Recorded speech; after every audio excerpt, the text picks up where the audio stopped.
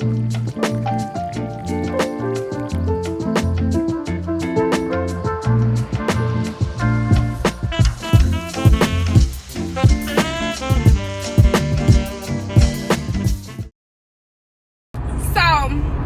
this whole time nobody told me that quinoa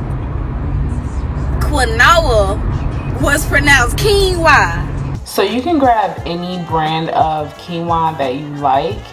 Just make sure it's white quinoa. This recipe is more specific to white quinoa. As far as rainbow quinoa, very similar tips and advice I will be giving, but I will be talking particularly about white quinoa today.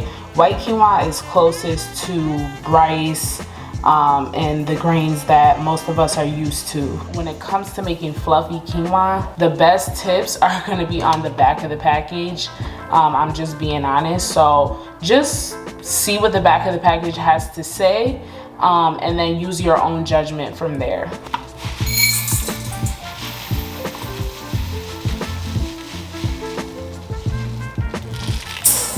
Now, this is the important part. You have to rinse your quinoa. If you want it to taste like rice, you want it to be similar to rice, you gotta rinse it, because quinoa just has a funny taste. And I see a lot of people making quinoa and they're just making it straight out of the package. I don't know why, but I know for me, when I don't rinse my quinoa even well, there's like a taste. I don't know how to describe it. It's not pleasant, and it's just not a taste that I want in my quinoa. So I rinse my quinoa at least 5 to 6 times in a bowl just like this. I'm literally just running water into the quinoa. I would recommend though that you get a strainer from Amazon that can take quinoa. Quinoa is a very small grain like so. So if your strainer has holes that are bigger than this, the quinoa is gonna fall through. So you just have to make sure that your strainer can take quinoa, especially for you beginners who are not really kitchen savvy and just want to make things easier for yourself. I would say just grab you a strainer. Now, it is totally up to you whether or not you want to add salt, oil, or seasonings to your quinoa. However you're trying to flavor this, whether you're trying to make like a yellow rice type of thing, or you want like a cilantro lime flavor, whatever the case is, season it to however you want. But if you're adding liquid to the recipe, just know that it'll have to be adjusted. So if you're adding oil, I would add just a tad bit less water, but I'm just showing you guys the most simplest recipe. This is starting to boil. Let me get a top on here.